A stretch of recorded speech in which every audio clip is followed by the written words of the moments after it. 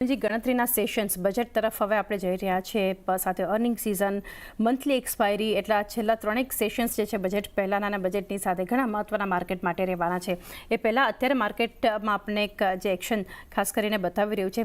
Global setup જોઈએ તો ગઈકાલે તો થોડું ઘણું પોઝિટિવ હતું. હવે ફેડના નિર્ણયની પણ આજે મોડી રાત્રે ભારતીય સમય અનુસાર જ્યારે અનાઉન્સ થશે તો આવતીકાલે એનું પણ એક રિએક્શન હશે. મંથલી એક્સપાયરી પણ છે અને આ બધા વચ્ચે ગઈકાલે જ આપણે જોયું કે આરબીઆઈ દ્વારા પણ એક મહત્ત્વનો નિર્ણય લિક્વિડિટી કન્સર્નને લઈને જેમણે એડ્રેસ કર્યું છે. એક જબરદસ્ત રિએક્શન બેંક્સ અને એનબીએફસી આપણને બતાવ્યું છે.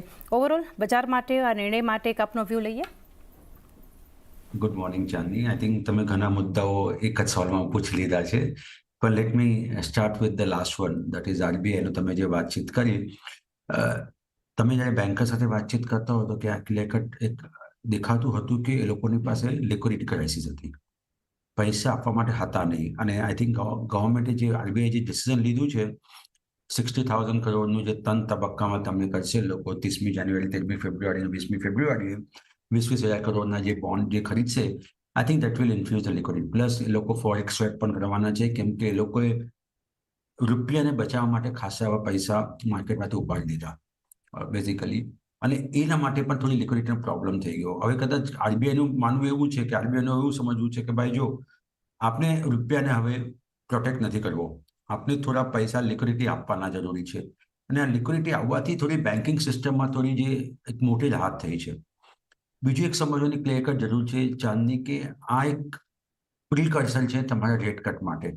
7th ફેબ્રુઆરી જ્યારે આરબીઆઈ મળશે, ડેફિનેટલી આપણે એક રેટ કટ જોશો. અને તમને યાદ હોય તો આપણે જાન્યુઆરી બિગિનિંગ ઓફ 2025 આપણે વાતચીત કરી હતી કે first rate cut will immediately come post budget. અને આ એક ક્લિયર કટ સિગ્નલ આરબીઆઈ આપી દીધું છે કે ભાઈ અમે રેટ કટ કરવાના છે. એફઓએમસી આજે તમે જે રીતે સવાલ કર્યો, આજે કદાચ નહીં કરે રેટ કટ, અને કદાચ આપણે થોડી રાહ જોવી પડશે. લાસ્ટ યર 2024માં 100 બિપ્સ રેટ કર્યા હતા ફેડે, આરબીઆઈ નહોતા કર્યા. હવે ટાઈમ થયો છે કે ભાઈ આરબીઆઈ રેટ કટ કરે અને કદાચ એફઓએમસી ન કરે.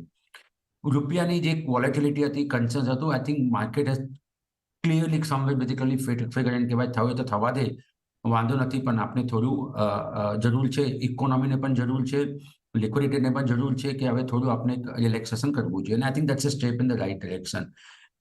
તમે વાત કરી ટ્રમ્પની, વાત કરી બજેટની, વાત કરી. I think these are all the factors. અને અગેન આઈ રિપીટ, તમારી પાસે પૈસા હોય, બહુ સારો સમય છે અત્યારે માર્કેટમાં ઇન્વેસ્ટ કરી નાખો. જો તમને કમ્ફર્ટ લેવલ ન હોય તો 50% ના નાખો, 50% પછી નાખો. બીજું રીઝન તમને સમજાવો કે આ જે બજેટ આવશે એ માર્કેટ ફ્રેન્ડલી આવશે. બિકોઝ ફાઇનાન્સ મિનિસ્ટરને એક વસ્તુ તો ખબર પડી ગઈ હશે કે જે રીતે માર્કેટમાં એક પેનિક્સ જેવું સેલિંગ છે. 14-15% તમારે મિડ અને સ્મોલ કેપ ઇન્ડેક્સ, હું તો કંપનીની વાત કરતો, ઇન્ડેક્સ જ્યારે ગબડી જાય, ખરેખર એક ક્રાઇસિસ જેવી સિચ્યુએશન. અને જે કોઈ ફાઇનાન્સ મિનિસ્ટર ટેક્સ વધારાની વાત નહીં કરે, especially on the capital gain tax, એસટીટીની વાત નહીં કરે. જેવી તમે ડિવિડન્ડ ડિસ્ટ્રીબ્યુશન ટેક્સ શેરહોલ્ડર્સમાં નાખી દીધો હતો, બાયબેકની લૂપહોલ તો તે પગલું, એવું કોઈ સ્ટેપ પગલું આ બજેટમાં નહીં આવે. એફપીઆઈ જાન્યુઆરીમાં સખત વેચવાલી કરી છે. મારું એવું સ્ટ્રોંગલી માનવું છે કે એફપીઆઈની જે વેચવાલી હતી હવે એ પતી ગઈ છે. In fact, on the contrary, we should expect positive inflow from the FPI post budget. Rate cut RBI માંથી આવશે. Retail inflow is going to remain. અને લાસ્ટ થિંગ, ચાંદી, લોકો કહે છે કે નંબર્સ ખરાબ છે ઇન્ડિયા ઇન્કના. તમે quarter on quarter, Y on Y growth જોશો તો we are growing at double digit in terms of net profit. Of course, the top line has not grown, but the bottom line has grown at 10% or in excess of 10%. That clearly suggests કે there is too much how. અને જ્યારે માર્કેટમાં negative news હોય ને ત્યારે લોકો positive ન્યૂઝને ignore કરતા હોય છે, અને વાઇસ વર્સા એવું હોતું હોય છે. I think somewhere market is trying to become too pessimistic.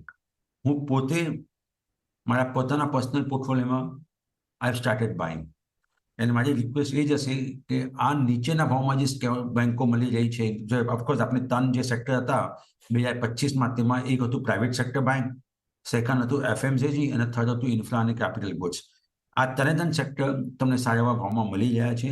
સારી કંપનીમાં લેવો અને સારા એવા પૈસા બનાવો. તો I think this market is basically poised for a very very good rally from this level. So please do not miss out. If you have money, please invest કરો એવી મારી સલાહ રહેશે.